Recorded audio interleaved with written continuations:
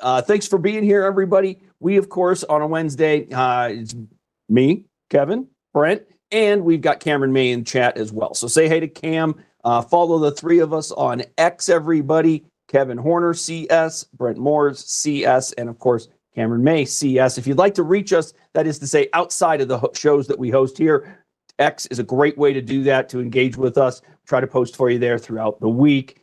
Interesting data points, also intriguing charts that might be coming across our screen. So please follow us there, everybody. Now, let's move into some disclosures, and then we'll get into the review of what's happening today. Of course, our conversations are exclusively informational and educational. We do not make recommendations or endorsements for any particular approach or strategy here, everybody.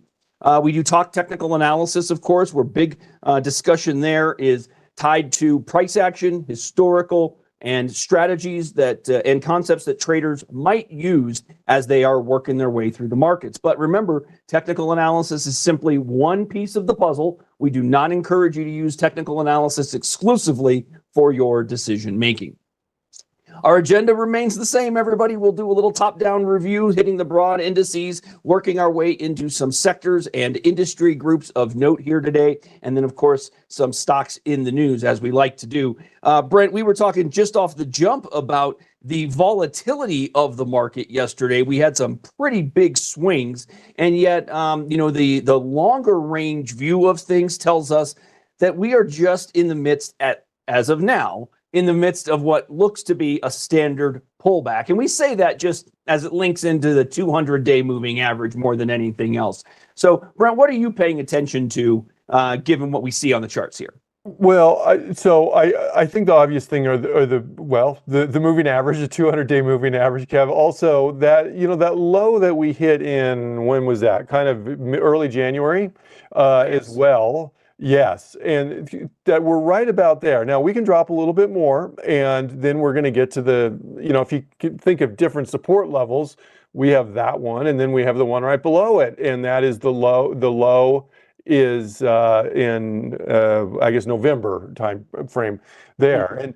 so those represent. I think we're off like what, 5% or so from the highs there, Kevin. Something. Let's in find that out. order. Let's just. Yeah. I'll put a little line on it. I like to cheat like this, as you know, Brent. I don't need to do the math. So put my line on it, and then I just hover over the line. Tells us 6%. 6% to where we are right now. So we've seen a lot of those type pullbacks over the past year. We haven't seen much more than that over the past year, which is a little bit unusual. Very often we will see it. On a typical year, we'll see something like a 10% pullback. We haven't really seen that. And so are we a little spoiled in that regard? That one's a little bigger there. That one was, I guess, back in July, was closer to the 10%. Yeah. So we've kind of, I think maybe we need to reset expectations and not think that, a 5% pullback is just, it's like you're flying in a plane and you hit turbulence. And if you've never been in a plane before and you get some turbulence, you go, maybe if you're an uneasy flyer or something, and I'm a terrible flyer, but you're like, oh wow, what's wrong or something like that. But then you fly a few times and you go, well, this is just kind of normal stuff. I think we need to kind of reacclimate and reset our expectations and not be too fearful of a 5% pullback or 6% pullback or 7 or 8% pullback, because that is just part of being in the market. Yeah, it's the occupational hazard, right? Yes. The market goes up, the market comes down. We rarely get extended periods of just grind higher. And I say extended, we can move from a 20-day moving average. We can push upward for 2 months or longer, as this one did, for example, from early May to mid-July. We use the 20-day moving average. We get those grinds all the time. The market likes to grind higher in the midst of a lower volatility environment. It's easy to see. The pullbacks have been very limited, certainly no more than the about 9.5% is what the maximum one I'm pointing to right here in July of last year has been, basically over the last couple of years. That's been the biggest one. So we're in that vicinity. And again, I think this is a wonderful reminder, Brent, just how not to over analyze maybe what's happening. It's really easy to do in the moment because day to day, if you watch the market, you are bombarded by every single headline, and it's really easy to analyze that and assign too much importance to what's happening in the moment sometimes, Brent. Yes, and so something Ricebird mentioned in the chat was, is this kind of is it healthy? Can we consider it healthy? And I would say absolutely, it can be healthy to have these pullbacks along the way, because consider the alternative. And you guys have probably heard talk of market valuations, market froth, however it's couched there is when the market goes up, people worry about how expensive it is. And sometimes you may even hear the B word, that is bubble word. Right. And what you don't want is, you don't kind of want it to pop so much as maybe deflate a little bit to try and help protect you. And so you can kind of consider these smaller pullbacks as letting a little air out rather than sticking a needle in it and popping the whole thing there. So I think you can view it as kind of healthy. Yeah, and there was another question in the queue prior to the show. Villager was asking, how do we handle pullbacks like this? How do traders utilize these as opportunities and take advantage of those opportunities? And I think, Brent, it really begins, and I know if you're here often, everybody, you hear me say it a lot, but it starts by being prepared for things like this to occur. And I don't mean expecting them to occur. I just mean recognizing that while we're in the midst of an uptrend, we could see weakness for any number of reasons. If you pay attention to your favorite pundits on the news networks, you'll be reminded of things like seasonality and how February generally finishes, or how March may start, and which months are our best months. It's really hard because there's only 12 months in the year. It's real easy to see which ones are outperformers, but they're all still nonetheless jumbled together. So when you're thinking about all of these things, I think what Brent has laid out is a wonderful reminder. We know we get pullbacks. We don't get them necessarily when we expect them, but we have to be expectant of those types of moves. And along the way, set those levels for yourself. What is the first indication of a potential pullback to a much deeper level like we're undergoing right now, Brent? It probably began for us over the weeks in advance here, the last couple of weeks. Yes, we've seen a big move, but Brent, we could have, I hate to say this, but I've been saying, hey, we've been below the 50-day for a number of days in here, 2 days, 3 days, failure at the 50 here. Pretty decent indication that we've undergone some weakness and some struggle to recapture that 50-day, Brent. And as we've watched, we put this alongside a rising VIX, which just implies, hey, a little bit of concern from the traders holding those SPX positions, wanting to protect profits they've likely been sitting on for possibly 2 years, Brett. Yes, and so you can see signs of weakness in the market, and we've seen it for a little while. And there's different ways to do it. You can look for highs and lows in the stock or index. You can look at, say, the RSI. At the bottom of the page there, you can see, look at the highs in the RSI kind of gradually creeping lower there over the path from December to, right there. Like if you could even draw a line there on those and kind of getting lower highs. That's showing not massive weakening. It didn't go from 70 down to 30 or anything in a quick fashion necessarily, but in general, it's kind of creeping down, and that's just saying, the strength is starting to mellow out. You can even forget that. If you don't want the indicator, just look at this chart that we have right here. Look at the left side of the chart and look at the kind of mid to right side of the chart. In general, the left side of the chart, you have this nice strong upward, and then that it kind of mellows out a little bit is how I would say. It's not going down. The last couple of weeks we've certainly gone down, but before that, it just kind of the slope lessened just a little bit. Yep. Yeah, and we're retreating to an area that we haven't seen, right? The 200-day moving average got nudged yesterday with the low. If I added some time to my daily chart here, everybody, put it out to 3 years just to give you a little extra time, you'll see we crossed the 200 to the upside back in November of 23. So we're looking at about 15 months, 16 months, something like that above the 200 day. Brent, very commonly, you'll get that first test of the 200 day is going to be a bounce. Doesn't mean it has to, but more often than not, in the midst of an uptrend as strong as this one's been, traders would anticipate a bounce at that level. We got one briefly yesterday, unclear as to whether it's going to maintain. But the reminder on a longer range chart like this, Brent, is twofold. Number one, over a long run time frame, we have an uptrend, right? And we have to be reminded that it's as simple as that. Pull back to a longer term time frame than maybe what you're generally looking for. If you're a 20-day moving average trader, you're not feeling very good over the last 2-3 weeks. But if you just pull back the screen a little bit, open the viewpoint, take it from the view of flying over the country here, it's a much better looking chart with just a little bit more time on it. And you can certainly understand why this area could be supportive for us in the terms of the SPX. So, Brent, anything else you want to get to as it relates to the S&P here, given the move we've seen? Just maybe a quick analogy here, Kevin, for something you just mentioned, and that is, if you think of the perspective of an adult versus a teenager, and I've had 3 teens in my house, and for the teenage.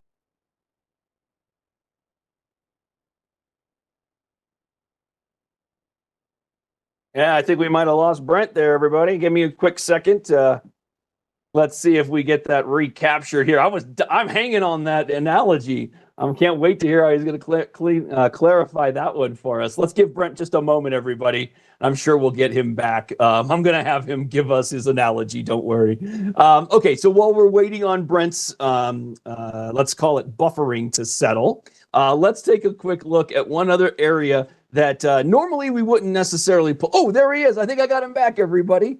Hey, Brent, we just lost your mid-anecdote, bud. I wanted to hear everybody's hanging on your anecdote. Tell us about the teenagers. I think you're good to go. No, I was wrong. All right. So, okay, I thought we had Brent back, everybody. My apologies. Maybe, yeah, maybe the teenager didn't like that Trading Grow. Great line there. Okay, tell you what, let's take a look. I was going to bring up the VIX because one of the things I wanted to talk about was the brief elevation in the VIX. We've been pushing this a little higher. We're over a 23 ledge. Yesterday, we got over 25. One of the things that some traders have been monitoring has been the intraday movement in the VIX and how as we get to those upper levels, we see pattern of being pushed back. Of course, that stands to reason. You see the VIX getting pushed down a little bit. People lifting, so to speak, those hedges from their SPX positions, right? Reminder of what the VIX really is. It's just that view of put options on the S&P 500. So the VIX has been climbing. It's giving us a bit of volatility in the SPX. And yes, it feels like that means it's been bearish in nature on the SPX. But I'll just remind you, everybody, yes, while it has been a little bit bearish, the big thing is that we've seen a very nice increase to the average range of price action. So I was just going to throw the ATR on this, and you'll see, look at this, since mid-February, our volatility has been increasing, and you're noting it in the swings we get here in the SPX as well. So reminder, VIX does not mean necessarily negative, but it can mean some bigger swings, as you can see. All right, so I wanted to make sure we covered that. Keep an eye on that VIX. If we can push the VIX lower, think 22 and under, we're going to start to see some of that volatility alleviate a little bit, and that might start to bring some more of that grind market action right back into play. We'll see how that goes. And I'm back, Kevin, I think. Okay, wonderful. All right. Brent. So sorry about that. No problem. It happens. So you were talking about a lovely little analogy you wanted to lay out for us. I believe it began with your teenagers. Yeah, I'm not exactly sure where I got caught up in it. Well, I'll tell you this, is when you're a teenager, and this is for me, when I was a teenager, everything in, every little bump in life is a massive thing. Like, oh my goodness, the world is coming to the end. Whereas as you become an adult, you have perspective on things, and you're like, yeah, bad things happen in life, and you get, you just got to roll with it. You just go with it. Same thing with the markets. I think sometimes when we look at the markets with more of an immature view, pullbacks, 5% pullbacks, they get blown out of proportion in our minds to something way beyond what really we need to take them as. Whereas with a little more perspective, we're able to roll with it. And we can see things like the volatility, and I saw you mention volatility there. We've got that ATR, the ATR is going up. The ATR is showing historical, looking back at the last 14 days here, movements in the market here. And we can see that move up. And now if you compare that, if you think of that, that's one kind of a volatility indicator. There's different volatility indicators. Another one we could talk about is the VIX. And the VIX isn't necessarily looking backwards. Its kind of intention is to look forwards. It's looking forwards, technically at options prices, but you can use them as a stock investor as well. And the theory is, well, not the theory, the reality is the way option prices move is options are more expensive when people expect more movement in the market, more upcoming volatility. Now, when I say movement, I don't mean up, I don't mean necessarily down, I mean up and down. And we saw that yesterday in the markets.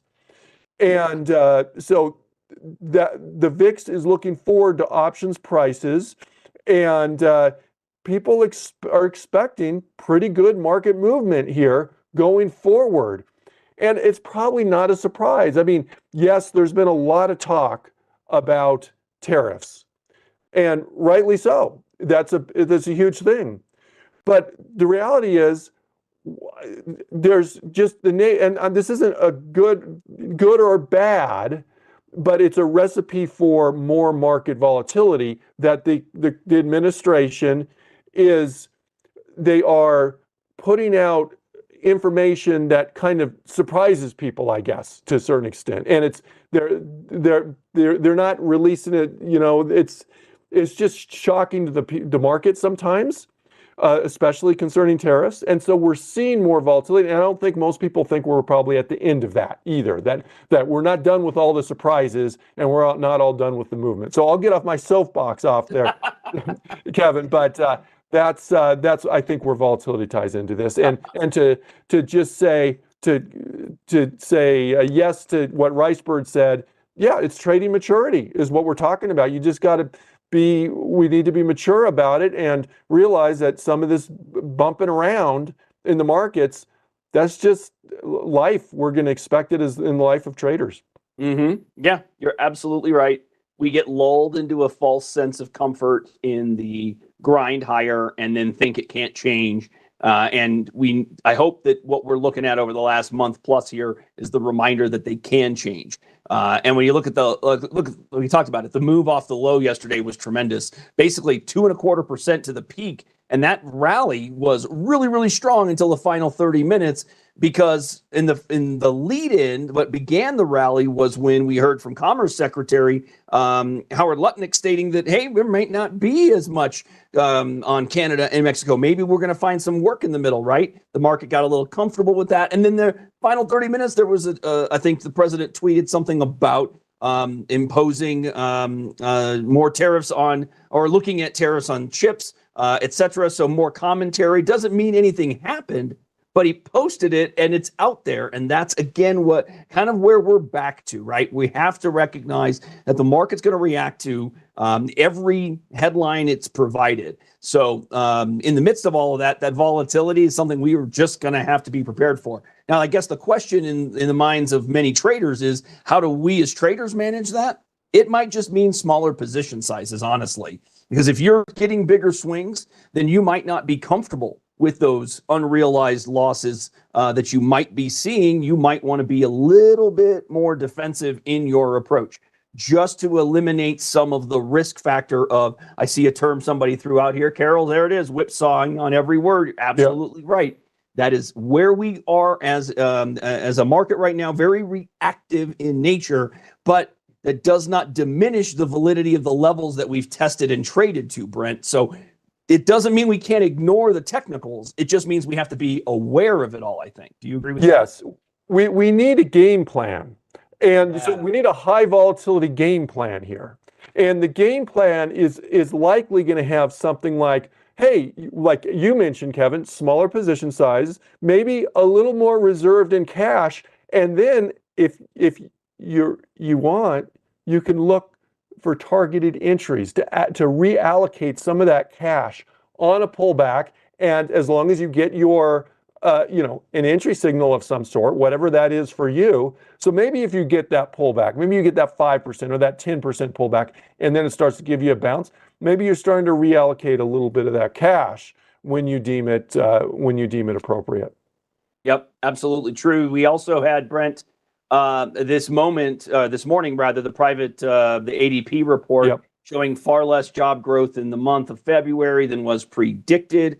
So that, of course, more data, more important information we got to keep an eye on and pay attention to. Now, Brent, when we're paying attention to the NDX here, the NASDAQ 100, boy, nobody likes to see the drawdown, right? If we talk about where we are right now, it's something on the level of about 9%. So you're seeing a little bit more volatility there. Not that that's a surprise, but it is a nice level relative to the trend we've witnessed. If I again add more time to this, you'll see how the 200-day, boy, that's been support along the way. This is not the first test or even the second test, but the previous tests have been opportunities to participate, Brent.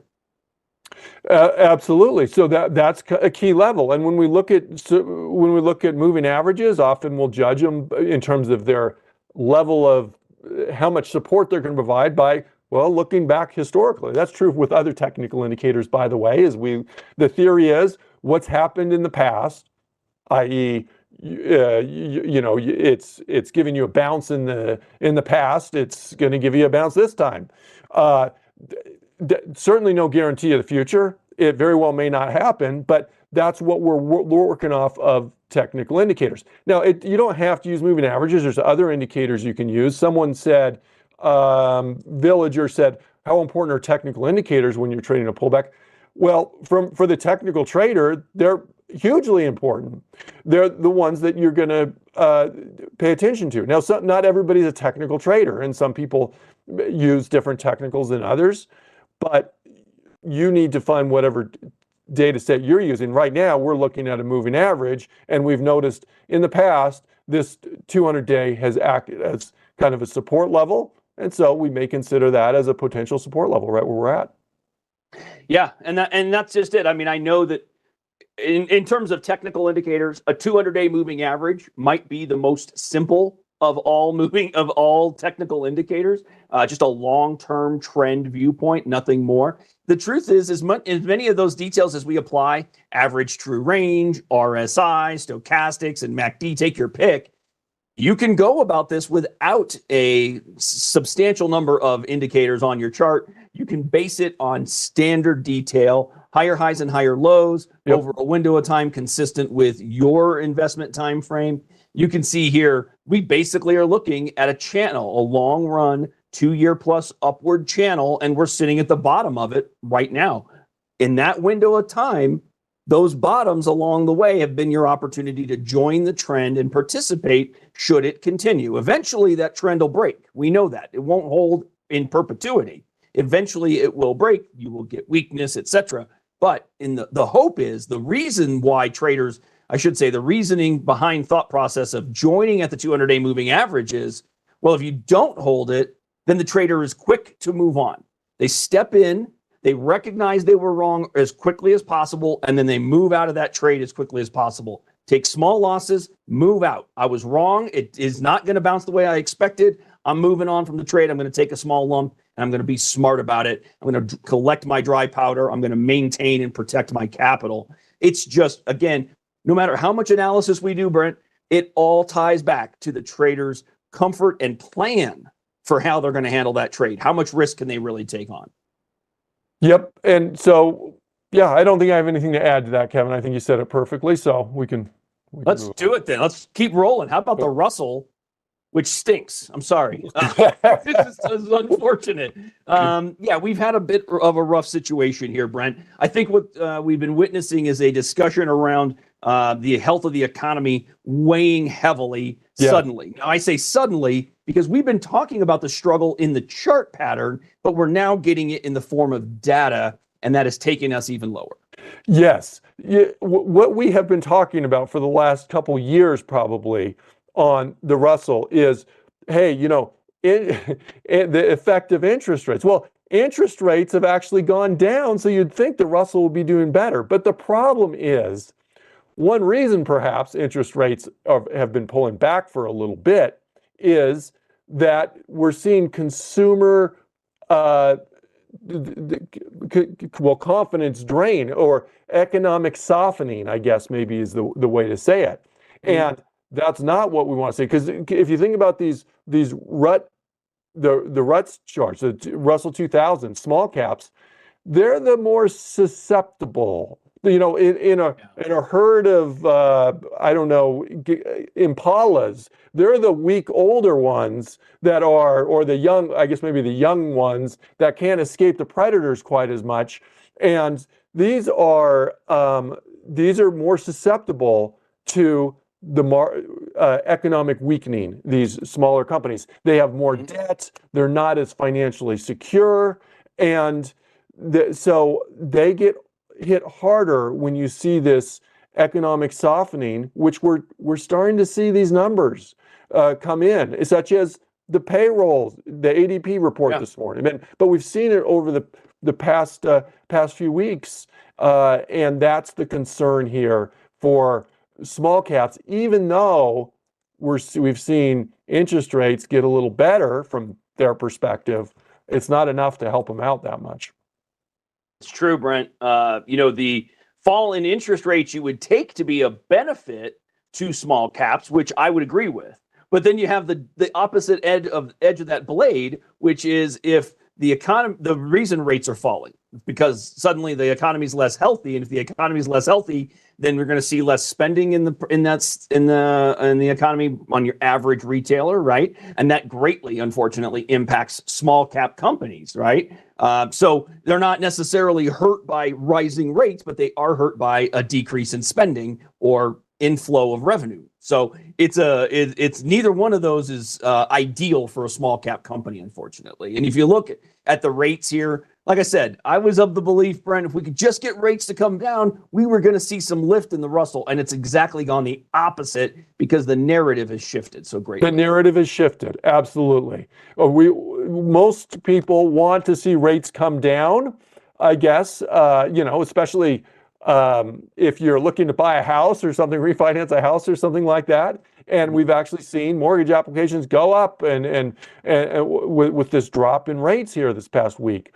Well, that's great, but the narrative has shifted. Rates aren't just coming down because people don't view inflation as a risk anymore. They're coming down because they're seeing economic softening, and that's what's driving the rates down. Because remember, we've said this in the past, rates, the longer term rates there's probably the two biggest factors in probably determining longer term rates are inflation expectations and economic strength, projections of economic strength, future economic strength.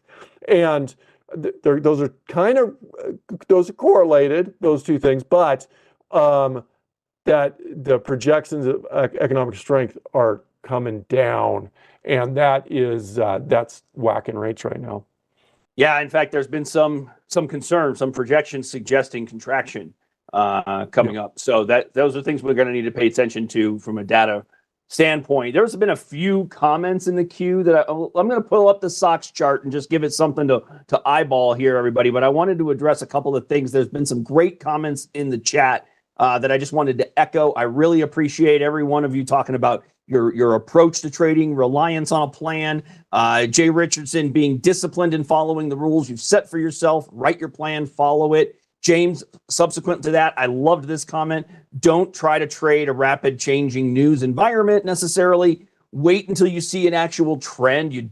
Sometimes the trade is to not make a trade. That's essentially what you're saying here, I believe. No trade, no trend, no trade. It's just that simple sometimes. You don't have to force it, right? You can fall back on just finding good opportunities and lean into those. Try and be disciplined. Again, doesn't exactly enthuse us, but it can be very, very helpful, a good method for maintaining capital. Helen, I think you're right. Fall in rates likely the result of flight to safety, bond purchasing. When you pull money from the equity markets, you're going to look for a safe environment. Theoretically, the safety is going to come from something implicitly backed by the U.S. government, like a treasury note, which is where we pay attention to those yields, Brent. So the big breakdown we've seen in the semis has been notable, though, Brent. We've made a big move through what I'd listed as support right in the neighborhood of 4,800 on the SOX indice here. Looks like we may have found a bounce zone. Unclear whether it's the low, though, in this scenario, are we? Yeah, I agree. We're unclear whether that's a low. We broke through the old support. A couple days later, we tested it with the high of that, but it got rejected. Now we're kind of testing we've tested the old low back in September. It's hard to see. Sometimes when traders are looking at support levels and they see sort of a bounce, they're like, well, look, I'm going to be bullish on this. Well, it's more than just hitting a support level. There's the overall shorter term trend has been poor, and it's pretty speculative to try and jump in and bank that support level is going to hold at this point, I think. I agree. It's dubious. So we want to force price action to dictate next moves so that we have that confidence. If you want to be a buyer here, I can understand it. That's a nice little buying at the lows. That's certainly a possibility for a counter trend opportunity here. Maybe a rally into 4,800, maybe even through it into the 20-day moving average, which is starting to really pick up steam in its downward slope. But, there may very well be an opportunity. There's always a scenario by which you can place a trade. But as we just spoke about, not every pattern is worthy of a trade. So try to stay disciplined. I noted, Brent, we had a bit of a move here very recently. So I think at the top of the hour, we had some more data coming out. The VIX dropped immediately on that. So that's a fantastic development for the bulls here all of a sudden. Was this the PMI number? Yeah, probably, because wait, 745. Not sure. Well, I'm trying to figure out why it would have dropped. Oh, it's the ISM. Excuse me, ISM Services Index hit at 10 a.m. Eastern. So that must have been favorably reviewed. I'm looking on some of my headlines. I'm just not seeing it, so I apologize for not having the specifics on that, everybody. But I think if we're bullish, we like this very brief short-term development in the VIX dropping very rapidly here as we maybe look to reposition. Using yesterday's exuberant rally off the lows, we might be looking at something a little bit consistent with that as we go forward here today, Brent. Let's just pull up the SPX here. There you go. So you've got a bounce. Interesting. Back through the pivot, right, as we speak, Brent. If we can get through and maintain the pivot for the day, we've got an opportunity for one of those continuation moves, potentially. Yeah, it certainly wouldn't surprise me. But, I mean, we talked about VIX going down a little bit, but VIX is still relatively elevated. And so yesterday you saw what volatility means in the market. I don't know, we're going to have an exact repeat of that today, but would not surprise me to see a fair amount of volatility today in the market. All right. Well, we like this. This is a good development. Let's see if that can hold for us, everybody. Brent, we had some stocks in the news, but was there anything else? I would happily get to some stocks in the news, but before we do so, I just wanted to know if there was anything else you're watching, noting that you wanted to bring to the table today before we start working through some headlines here. I don't know. I think maybe it's worth looking at a crude oil chart at some point, just because we've seen a big drop in that. At least, yeah. You see, we're down and we're breaking a kind of a support, what I would consider kind of a support level there. Now, I don't know that it's going to stay below that, but that's, I mean, we're right near those lows. We're right. I mean, this is what, a 3-year chart? That's We're a right at 3-year. 3-year lows basically on Yeah. oil. I can go So, even longer and uh, point out that this is almost that equilibrium area, though, Brent, if I'm not mistaken, and I could easily be mistaken as a trader of oil. It's not exactly at the forefront for me, but I believe that this is a price range at a per barrel level where it makes sense to still drill, still do business, and it's also still profitable for the oil companies, right? It's kind of a sweet spot. yes, there's I think what you're getting at, Kevin, is that as oil prices drop, it takes some like drillers out of the market, out of the pool of less supply, because it's like, well, we're not gonna drill in these less profitable areas because there's just not it's just not worth it if oil's low enough. And so there's kind of a self-correcting, I don't know if that's the right word, mechanism with oil prices. Similarly, if oil prices go real high, then you start to bring in other sources that are typically more expensive to extract oil, but that helps to increase the supply on that. So maybe that can sometimes add kind of a floor to where we're at. And who knows? We'll see on this, but we are right at about the low that we've seen for a long time.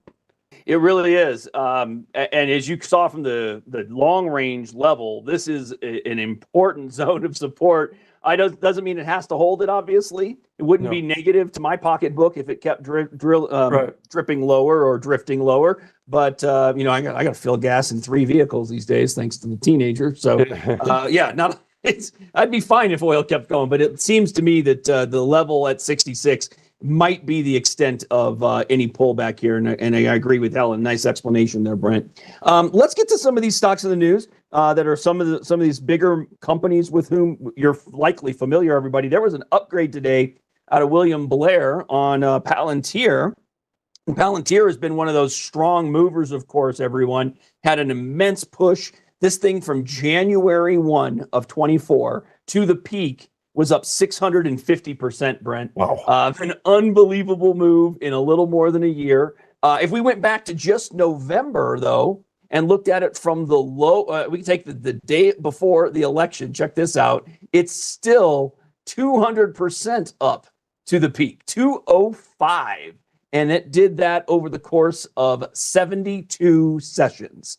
So just about 3+ months, Brent, 3.5 months. An unbelievable move. Now it's at the 50-day, Brent, and here we are fighting it out. So talk to us about what traders are looking at with regard to that 50-day moving average and the price action we're seeing here. Well, first of all, just a side comment, the implied volatility on this stock has to be through the roof here on that. Just given the move that we've had here, I'm just curious to see what we got there on there. Let's find out. Yeah, it's been pretty good. Yeah, about 78 now on that. Right now. Yeah, that's big. So that just means, hey, again, that doesn't mean up or down. It just means volatility, up or down, either one. But yeah, we had a fairly rapid pullback. You could see all those red candles.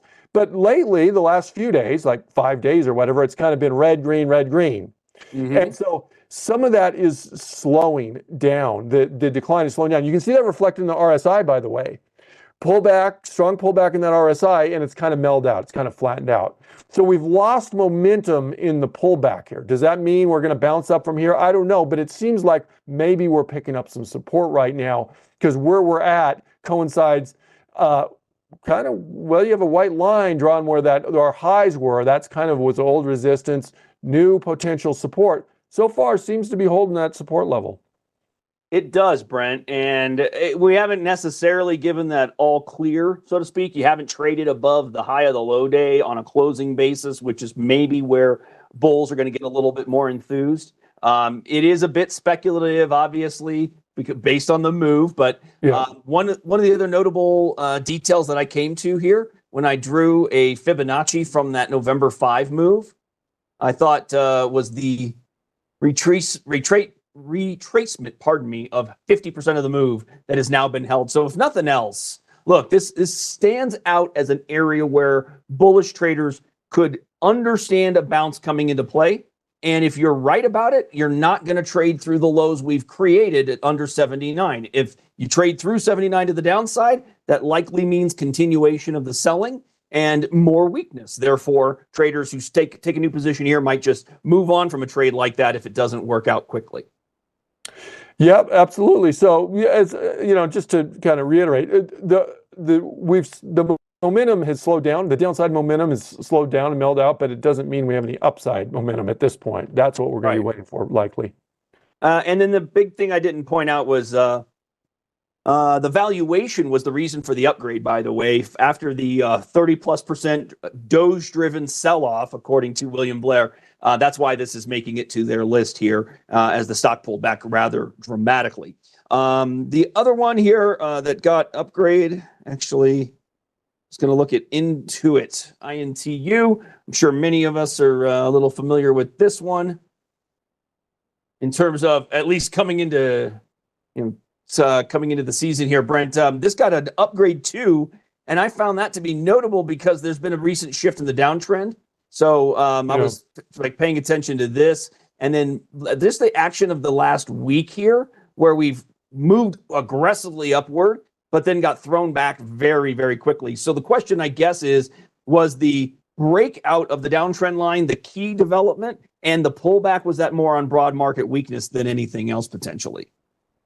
That is, given the whole well, that's a great question, Kevin, because that's something, not just for this stock, but for others, sometimes it's hard to discern the difference between stuff that's specific to a stock or industry and what's just dragging down the whole market. And that's what we've seen here. So clearly the breakout was a nice breakout, and it's at a new level, and maybe it's picking up support here.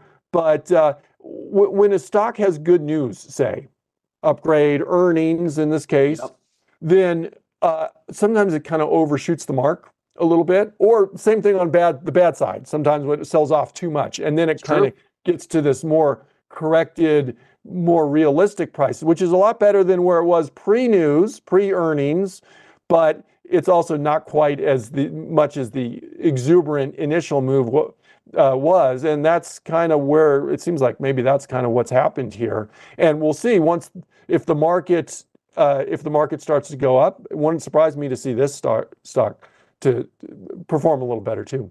Yeah, maybe so. I put up the earnings flag on that because it was that was the reason for the gap move, so it closed here at 555, opened the next day at 635 trade. That was basically the high for the day. So it had an excellent pop on the earnings, sold down on overall broad market stuff here. Getting an upgrade today by JP Morgan.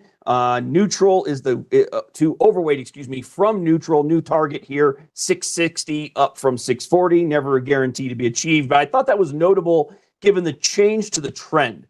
The shift of the downtrend possibly becoming an uptrend in the short term. Yesterday's candle, a little bit notable, hit the 20-day on the nose, and today you're already trading through the high of yesterday. At least you did trade through the high. Let's see if that maintains. So that was notable as well. And then the last note that I had, I just wanted to reply. By the way, fantastic discussion in the chat today, everybody. All of you participants, wonderful stuff, back and forth. I love seeing it. There was a good comment in here just about the valuation associated, the price to earnings on Palantir, super high. I just wanted to point out, valuations don't matter when the stock is moving aggressively higher. Nobody cares about the valuation until all of a sudden people care about the valuation. Right? So short-term traders probably don't make their decisions, Brent, off valuation detail, but pay attention to it nonetheless, because it can have an impact on longer-term trends. When stocks get too frothy, it can be very helpful to note that stuff. So anyway, that's what I wanted to leave everybody with. Brent, it was great to see you again here. By the way, everyone, I'm heading to Scottsdale. That means I will not be hosting the next couple of days. So be on the lookout for some alternates. That means Brent is stepping in tomorrow. So please treat Brent well on Thursday morning as he handles Trader Talk for you all. So Brent, thank you. Thanks to all of our viewers here in the chat, and a big thanks to Cameron May. Follow us on X. Hit that thumbs up button for us down below, everybody. We really appreciate you joining us. Have a fantastic Wednesday. We'll see you again real soon.